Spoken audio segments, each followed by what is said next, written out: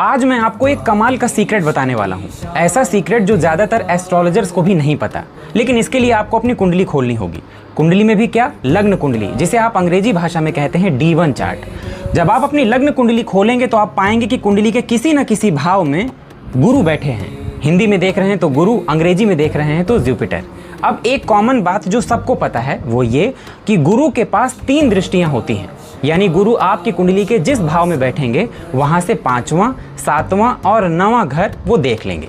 लेकिन वो सीक्रेट जो सबको नहीं पता वो ये है कि गुरु की 3 दृष्टियों में 3 अलग अलग रहस्य, 3 अलग अलग शक्तियां होती हैं। कैसे? गुरु की जो पहली 5वीं दृष्टि होती है वो नॉलेज से जुड़ी होती है, ज्ञान से जुड़ी होती है। आपकी कुंडली के जिस भाव में गुरु की पहली 5वीं दृष्टि होगी, आप चाहें या ना चाहें, वहां से जुड़ी नॉलेज आपके अंदर ऑटोमेटिक आएगी। गौर कीजिएगा, जिन लोगों की कुंडली में गुरु की 5वीं दृष्टि लग्न में, दूसरे भाव में, चौथे में, 5वें में, 7वें में, 8वें में, 9वें में या 12वें में होती है, ऐसे लोग आपको ऑकल्ट, ज्योतिष, तंत्र मंत्र इनकी तरफ अट्रैक्ट होते हुए दिखाई देंगे।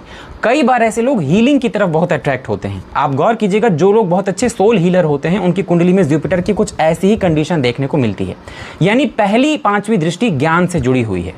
अब गुरु की जो दूसरी यानी 7वीं दृष्टि होती है वो जुड़ी होती है समन्वय या संतुलन से, अंग्रेजी भाषा में जिसे आप कहते हैं बैलेंस। गुरु की 7वीं दृष्टि आपकी कुंडली के जिस भाव में होगी वहां से जुड़ा संतुलन ऑटोमेटिक आप करना सीख जाएंगे। गौर कीजिएगा, जिन लोगों की कुंडली में 7वें घर में गुरु की 7वीं दृष्टि होती है, ऐसे लोग मैरिड लाइफ या फिर पार्टनरशिप का बिजनेस तभी तोड़ेंगे जब पानी सिर से ऊपर चला जाए। जिन लोगों की कुंडली में गुरु की 7वीं दृष्टि दशम में पड़ रही हो, ऐसे लोग अपने वर्क प्लेस यानी पर्सनल और प्रोफेशनल लाइफ के बीच में बैलेंस करते रहते हैं या करना सीख जाते हैं। इसी तरह कुंडली में गुरु की 7वीं दृष्टि अगर भाग्य में पड़ रही हो तो ऐसा इंसान कर्मठी भी होगा यानी मेहनती भी होगा और स्पिरिचुअल यानी भगवान या ईश्वर पर आस्था रखने वाला होगा। अब गुरु की जो तीसरी या 9वीं दृष्टि होती है वो जुड़ी होती है भाग्य से। आपकी कुंडली के जिस भाव में गुरु की 9वीं दृष्टि पड़ रही होगी यानी 9th एस्पेक्ट पड़ रहा होगा, वो भाव आपकी किस्मत यानी आपके भाग्य को बूस्ट करने में मदद करेगा।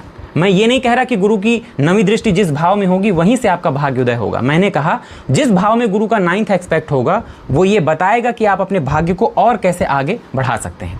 अगर ये वीडियो आपको अच्छा लग रहा हो या आपको इसमें डिटेल वीडियो चाहिए हो तो सिर्फ कमेंट सेक्शन में लिखिए डिटेल्ड वीडियो, मैं वीडियो बनाकर यूट्यूब में पोस्ट कर दूंगा।